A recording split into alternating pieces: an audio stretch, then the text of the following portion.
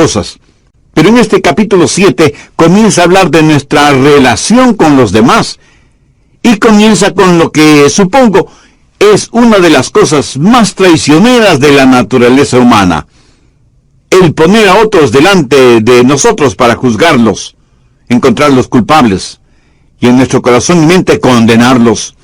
Para esto parece que todos tenemos nuestras varas de medir, nuestras cintas métricas con las cuales medimos a las otras personas y las juzgamos. Pero Jesús dice que esas varas se convertirán en boomerangs, o sea, la medida que usted usa para juzgar a los demás también servirá para que usted mismo sea juzgado, y juzgado de una manera mortal.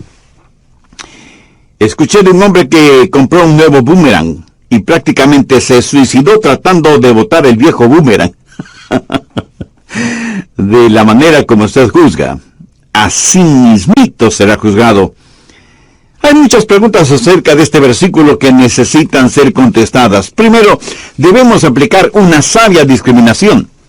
En este punto mucha gente se confunde porque si usted trata de discriminar, evaluar o comparar algún asunto, no faltará quien le diga, ¡ajá! Usted ya está juzgando. Amigos, la palabra juzgar aquí tiene varios significados.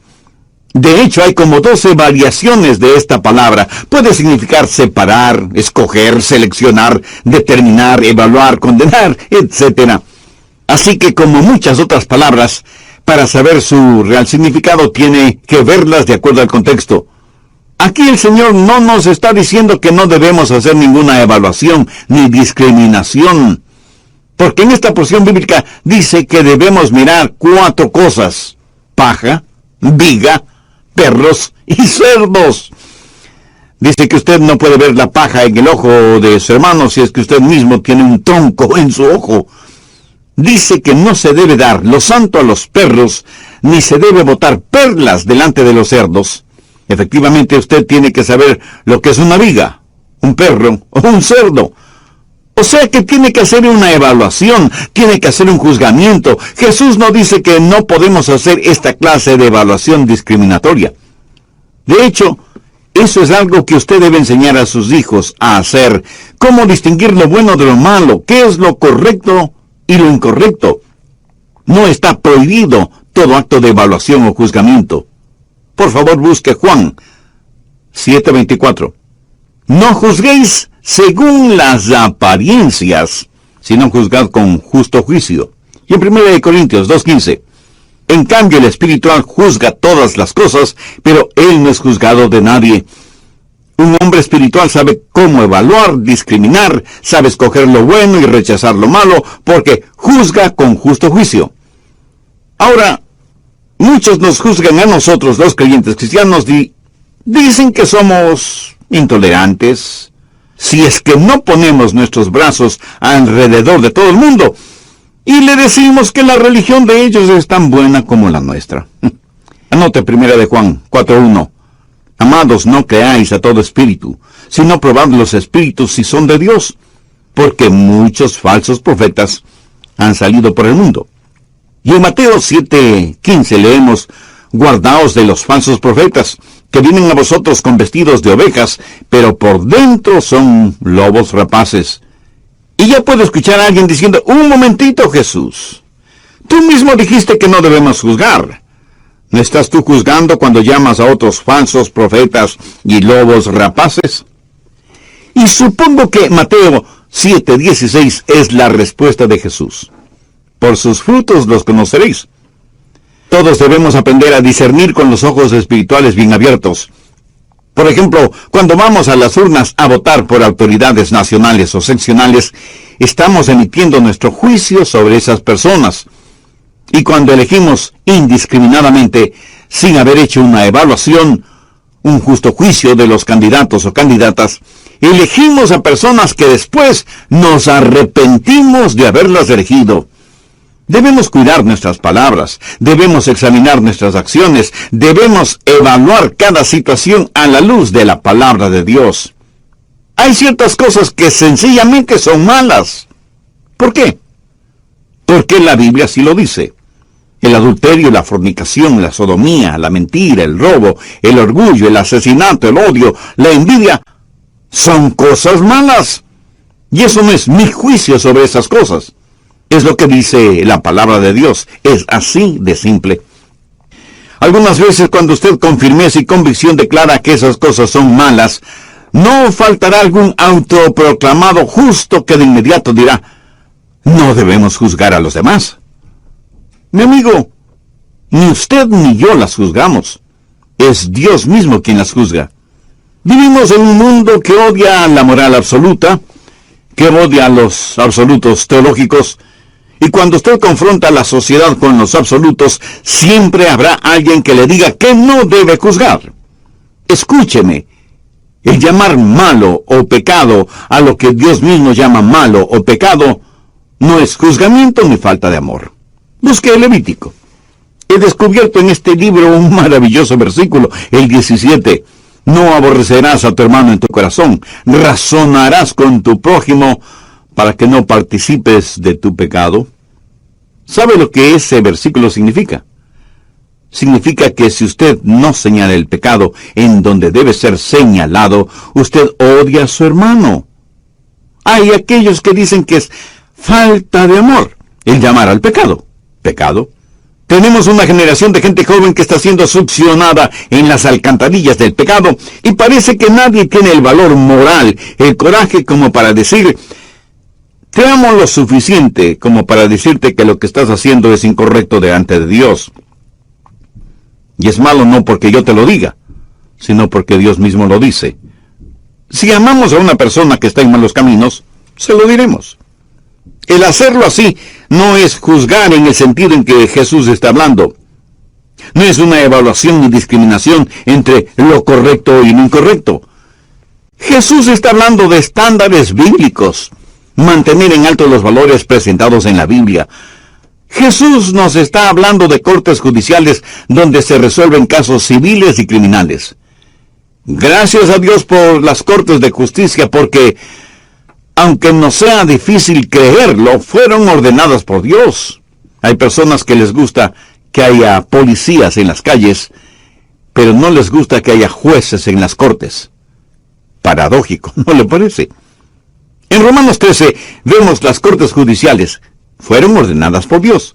Y Jesús enfatiza la sabia aplicación de un justo sentido de discriminación. Segundo, debemos evitar una condenación malvada.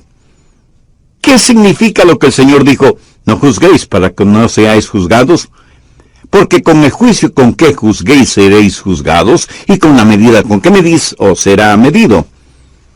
Significa que su vara de medir se convertirá en boomerang. Aquí Jesús se refiere a una inmisericordia condenación de otro ser humano. Busque Lucas 6:36. Es un pasaje paralelo. Nuestro Señor Jesucristo predicó este mensaje varias veces, y aquí lo explica un poco más. Sed pues misericordiosos, como también vuestro Padre es misericordioso. No juzguéis, y no seréis juzgados. No condenéis, y no seréis condenados. Perdonad, y seréis perdonados. Note que aquí Jesús claramente dice lo que está haciendo. Está hablando de una actitud de misericordia, condenatoria hacia otra persona. Dios es el único que tiene el derecho y la prerrogativa sobre cualquier juzgamiento. Mire lo que Jesús dijo en Juan 5:22, porque el Padre a nadie juzga, sino que todo juicio dio al Hijo. El mismo Jesucristo que quiere ser su Salvador, un día será su juez. Todo juzgamiento le pertenece a Él, aún para condenar. Y si usted trata de condenar a otro ser humano, lo que estará haciendo es desconocer la autoridad de Dios. Yo no creo que Dios le ha nombrado a usted como fiscal general para acusar a nadie, porque de hecho, el diablo es el gran acusador. Y cuando usted acusa a alguien, está haciendo el trabajo del diablo, y el diablo estará muy feliz con su ayuda. El apóstol Pablo, con la privilegiada mente que Dios le dio, hizo la siguiente pregunta en Romanos 8:33. ¿Quién acusará a los escogidos de Dios? Dios es el que justifica. ¿Quién es el que condenará? Cristo es el que murió, más aún, el que también resucitó, el que además está en la diestra de Dios, el que también intercede por nosotros. Jesucristo es el único lo suficientemente poderoso, lo suficientemente sabio, lo suficientemente fuerte, lo suficientemente bueno y amoroso, conocedor de todo, como para redimirnos o para condenarnos. Usted no tiene el poder para redimir a nadie, por lo tanto tampoco tiene el poder para condenar a nadie. Y cuando emite un juicio injusto, inmisericordia y carente de amor contra otra persona, está usurpando una autoridad y un derecho que solo le pertenece a Dios. ¿Por qué lo hacemos? Permítame mencionar 3 o 4 razones por las que nosotros, los seres humanos, juzgamos a los demás. Primero, debido a nuestra iniquidad. Mateo 7:3. ¿Y por qué miras la paja que está en el ojo de tu hermano y no echas de ver la viga que está en tu propio ojo? Imagínese la escena. Aquí está un hombre que tiene una enorme viga en el ojo y está tratando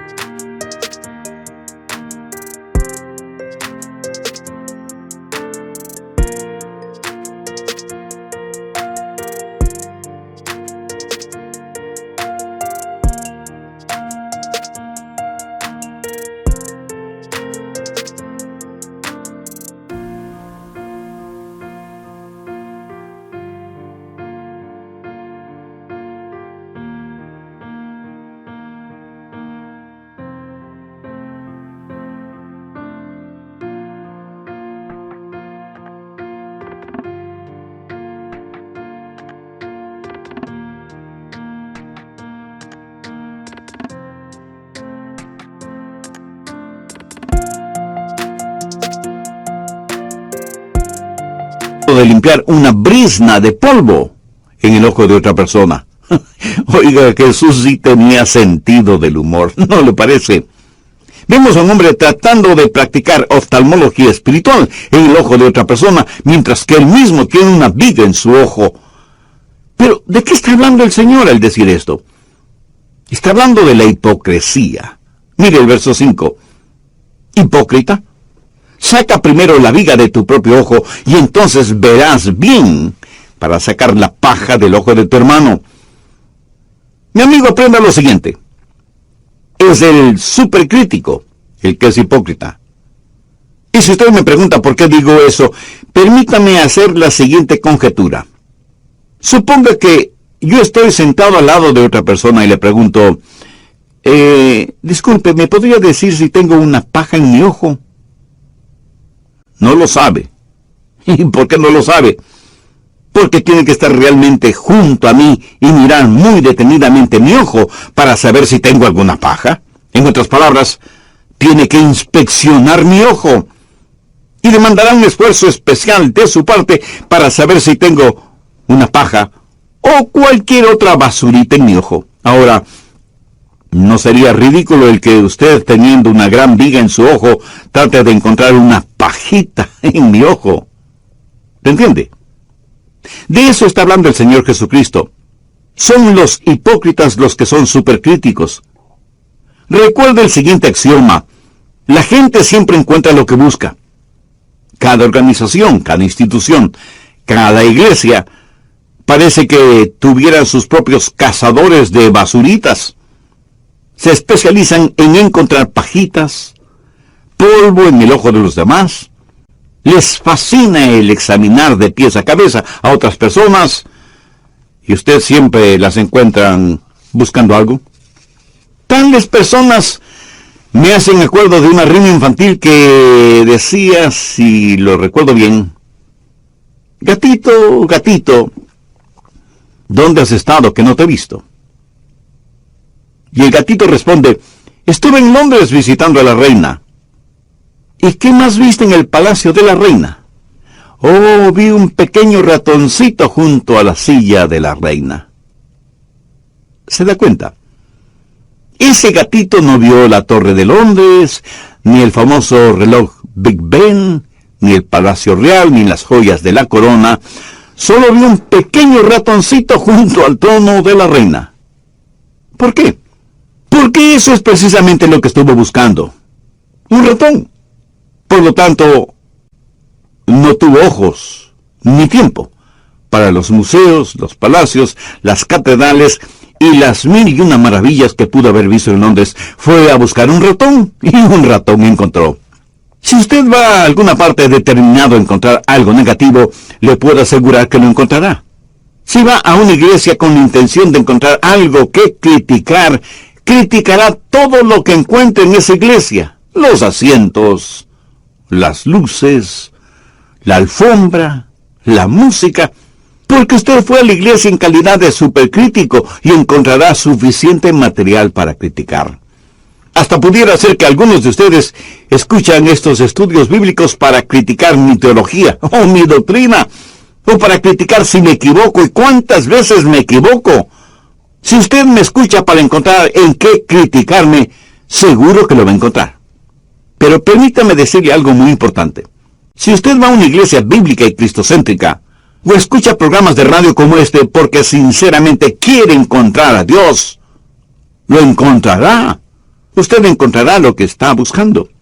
Si usted está buscando sinceramente a Dios, lo que he compartido con usted en este estudio bíblico debe ayudarle a encontrarlo. Dios está tan lejos o tan cerca de usted como quiera tenerlo. Si Cristo aún no es una realidad en su vida, pero quiere que sea, después de un considerable tiempo, volvió. Y el cazador le preguntó: amigo, cuéntame, ¿qué viste por ahí? Y el buitre le contestó: solo vi unos cuantos animales muertos en el campo y para mi delicia estaban cubiertos de gusanos. El buitre solo vio lo que quiso ver. Así es el hipócrita. El hipócrita ve en los demás lo que él mismo es en realidad. Por lo general, cuando juzgamos a los demás sin discernimiento ni justo juicio, eso es un reflejo de lo que tenemos en nuestro propio corazón. Ese es el núcleo de la enseñanza de Jesús. Y cuando creamos que vemos polvo y más polvo en la vida de los otros, quítese sus anteojos espirituales y límpielos. Lo más seguro es que sus anteojos estaban llenos de polvo, y por eso veía a las otras personas cubiertas de polvo. ¿Qué es lo que dice Dios en todo esto? Anote Romanos 2, los 3 primeros versos: por lo cual eres inexcusable, oh hombre, quien quiera que seas tú que juzgas, pues en lo que juzgas a otro, te condenas a ti mismo, porque tú que juzgas haces lo mismo. Mas sabemos que el juicio de Dios contra los que practican tales cosas es según verdad. Y piensas esto, oh hombre, tú que juzgas a los que tal hacen y haces lo mismo, que tú escaparás del juicio de Dios. Lo ve. Su vara de medir convertida en boomerang. En el capítulo 1 de Romanos, el apóstol Pablo habla de los paganos, de los impíos, de los pecados de la carne. En el capítulo 2 habla del hombre religioso y los pecados del espíritu. Y muchos de ustedes, este mismo momento, están bien vestidos, lucen pulcros, capacitados para juzgar a los ladrones, a las prostitutas, los asesinos, los chulos, los gígolos, los narcotraficantes, los perversos, porque usted no es ni hace ninguna de esas cosas. Pero su corazón es el cuartel general del odio. Está maduro de orgullo, atorado de su autojusticia que, de acuerdo a usted, le da el derecho de juzgar a los demás. El Señor Jesucristo tuvo mucho más que decir a los fariseos, orgullosos de su autojusticia, de lo que tuvo que decir a la mujer adúltera, o al ladrón, o a los desamparados. Uno de los mayores peligros en nuestro tiempo y en nuestros países es que, como egomaniáticos, nos pavoneamos rumbo al infierno pensando que somos demasiado buenas personas como para ser condenados. Estamos llenos de ambición y de orgullo porque no somos adúlteros, no robamos, no asesinamos, y en general nos consideramos nosotros mismos como buenas personas. Pero Dios ve nuestro corazón. Dios ve toda la maldad que fluye de lo más profundo de nuestro corazón. El pecado de la carne puede fácilmente ser escondido en el corazón, pero el problema es que Dios lo ve. En el Evangelio de Lucas hay un relato impresionante. Busque Lucas 18, desde el verso 9. A unos que confiaban en sí mismos como justos y menospreciaban a los otros, dijo también esta parábola. 2 hombres subieron al templo a orar. Uno era fariseo y el otro publicano. El fariseo, puesto de pie, oraba consigo mismo de esta manera: Dios, te doy gracias porque no soy como los otros hombres, ladrones, injustos, adúlteros, ni aun como este publicano. Ayuno 2 veces a la semana, doy diezmos de todo lo que gano. Mas el publicano, estando lejos, no quería ni aun alzar los ojos al cielo, sino que se golpeaba el pecho diciendo: Dios, sé propicio a mí, pecador. Os digo que éste descendió a su casa justificado antes que el otro, porque cualquiera que se enaltece será humillado, y el que se humilla será exaltado. Muchos de quienes van a las iglesias saldrán de las mismas dignificados, pero en cambio otros saldrán justificados. Confiamos tanto en nosotros mismos. Y Jesús siempre tuvo palabras duras contra esta clase de personas. Segundo, debido a nuestra inseguridad. La envidia escarba en el lodo lanzado por los celos contra los que tienen éxito. Somos tan inseguros. Queremos juzgar a los demás de acuerdo a nuestros parámetros, porque si logramos que se parezcan a nosotros y actúen como nosotros, entonces nos sentiremos muchísimo mejor. De alguna manera, el tener nuestros propios clones sin la intervención de ninguna clase de tecnología nos hace sentir mejor. En la mitología griega hay un ladrón llamado Procusto, quien capturaba a sus víctimas y las llevaba hasta su cueva. Allí tenía una cama de hierro en donde ponía a sus víctimas para medirlas. Si eran más pequeñas que el tamaño de la cama, las estiraba en aparatos de tortura hasta que tuvieran el tamaño de la cama. Si eran más grandes que la cama, les amputaba las piernas. De manera que sus víctimas, grandes o pequeñas, por amputación o estiramiento, quedaban en el tamaño perfecto de su cama. Sabe que nosotros, con diferentes métodos, hacemos lo mismo. Tenemos una cama intelectual o espiritual que nos queda bien a nosotros en forma personal. Pero queremos que todos tengan el mismo tamaño. Si no es así, procedemos a juzgarlos. Y muchas veces, debido a nuestra propia iniquidad, los juzgamos. Debido a nuestra ignorancia, los juzgamos. Juzgamos a la gente sin saber lo suficiente como para hacerlo. Por eso yo me alegro de que al final de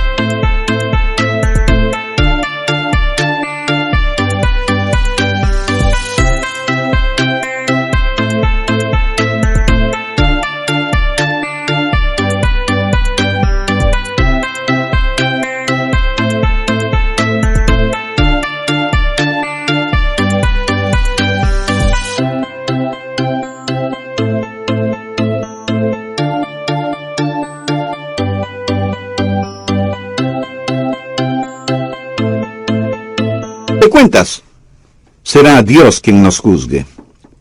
Tercero, debido a nuestra ignorancia, en tiempos de Pablo había gente que juzgaba a los apóstoles, y usted sabe que a la gente le gusta juzgar a los cristianos, de manera especial a predicadores y pastores. Parece que muchos piensan que tienen un llamado especial de Dios para hacerlo. Me pregunto cuántos de ustedes me estarán evaluando, juzgando este mismo momento. Los críticos santurrones serán juzgados. Así juzgaron a Pablo. ¿Sabe lo que él les dijo? Busque 1 Corintios 4, los versos del 3 al 5. Yo en muy poco tengo el ser juzgado por vosotros o por tribunal humano. Ni aun yo mismo me juzgo, porque aunque de nada malo tengo conciencia, no por eso soy justificado. Pero el que me juzga es el Señor. Así que no juzguéis nada antes de tiempo, hasta que venga el Señor, el cual aclarará también lo oculto de las tinieblas y manifestará las intenciones de los corazones, y entonces cada uno recibirá su alabanza de Dios. ¿Qué quiso decir el apóstol con eso? Dice que si ni él mismo sabe lo suficiente como para juzgarse a sí mismo, ¿cómo ellos tienen el atrevimiento de juzgarle sin saber en realidad nada, absolutamente nada sobre él? Una señora estaba en el aeropuerto esperando por su vuelo y decidió tomar un café con unas galletitas. Compró su cafecito, compró sus galletas y se sentó poniendo el café y las galletas en una pequeña mesita que le separaba de un señor que estaba allí. De pronto ese hombre abre el paquete de galletas y se sirve una. Y finalmente quedó una sola galleta. El hombre, casi con una sonrisa, partió la galleta en dos y le ofreció a ella la una mitad mientras él se comía la otra mitad. Ella estaba que reventaba del coraje y pensó, esto es el colmo del atrevimiento, y ni siquiera se disculpa por haberse comido mis galletas.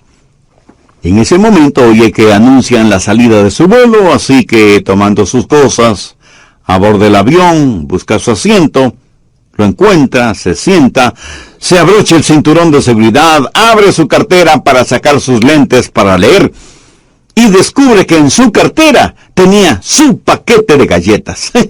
Ella se había comido las galletas del hombre que había estado junto a ella en la sala de espera. Escúcheme, ninguno de nosotros es lo suficientemente sabio como para saber y juzgar a otra persona. Gracias a Dios que hay uno lo suficientemente bueno y sabio y amoroso que le juzgará a usted y a mí, a nosotros. Anote el margen Romanos 14:4. ¿Tú quién eres que juzgas al criado ajeno? Para su Señor está de pie o cae, pero estará firme, porque poderoso es el Señor para hacerle estar firme. Cuarto, debido a nuestra insensibilidad. En Juan 3:17 leemos, porque no envió Dios a su Hijo al mundo para condenar al mundo, sino para que el mundo sea salvo por él. Muchas veces somos rapidísimos en juzgar y condenar a aquellos que Dios quiere salvar. A lo mejor sabemos todos los hechos, a lo mejor esas personas merecen irse al infierno, pero esa no es nuestra decisión ni prerrogativa. Nosotros debemos desear que nadie vaya al infierno. Mi corazón verdaderamente se aflige cuando oigo a alguien decirle a otra persona, vete al infierno. ¿Quién es usted? ¿Quién soy yo para decirle a nadie que se vaya al infierno? Si usted conoce al Señor Jesucristo, usted debe tener un ardiente deseo de que todas las personas se salven y vayan al cielo.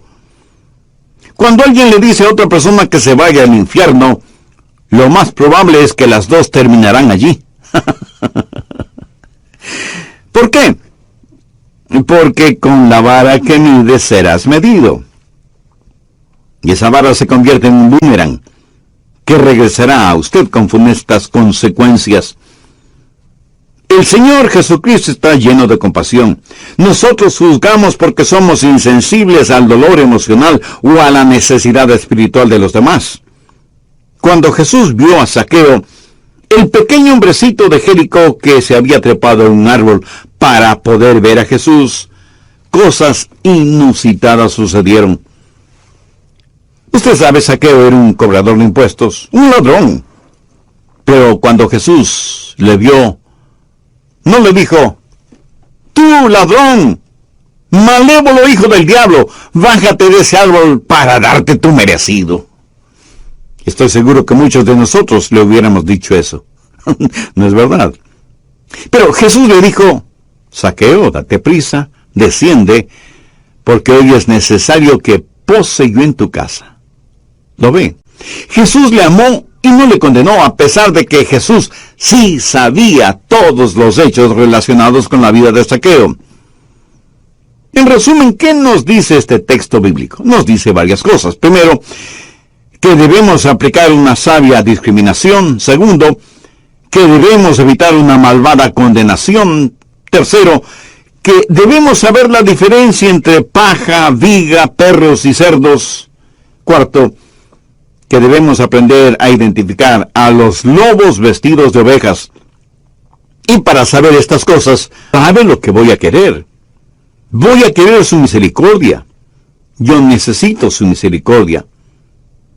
Y yo no quiero juzgar a nadie, porque si lo hago, no recibiré misericordia. Yo quiero ver a cada hombre, a cada mujer, cada niño, cada niña, como Dios lo ve, y amarles como Dios les ama, porque de tal manera amó Dios al mundo que ha dado a su Hijo unigénito, para que todo aquel que en él cree no se pierda, mas tenga vida eterna. Dios es un Dios de amor. Dios no se regocija al juzgarnos, pero la realidad del día del juicio es inevitable. Creo que la parte más candente del infierno está reservada para los que no tienen misericordia. Miramos a las otras personas y pensamos que no son dignas. Miguel Ángel, el famoso escultor florentino, caminaba entre las enormes rocas de una cantera de mármol y vio un gran pedazo de mármol sucio, deforme, que aparentemente no serviría para nada. Seguramente lo iban a triturar y que sirviera para rellenar caminos. Miguel Ángel se quedó mirando ese pedazo de mármol por un buen rato y luego dijo: ¿cuánto cuesta ese pedazo de mármol? Le dijeron que no estaba a la venta porque no era un buen mármol. Entonces Miguel Ángel les dijo: veo a un ángel atrapado en esa roca y lo voy a poner en libertad. El escultor compró ese pedazo de mármol casi por nada, y por muchos meses con cinceles y martillos estuvo trabajando en él, hasta que un día terminó su obra. Un hermoso ángel. Cumplió lo que había dicho. Veo un ángel atrapado en esa roca, y lo voy a poner en libertad. A veces creemos que las personas son indignas, que solo sirven para ser desechadas. Pero Dios no nos ama por lo que somos, sino que nos ama por lo que podemos llegar a ser. Dios no nos cambia para amarnos, nos ama para poder cambiarnos.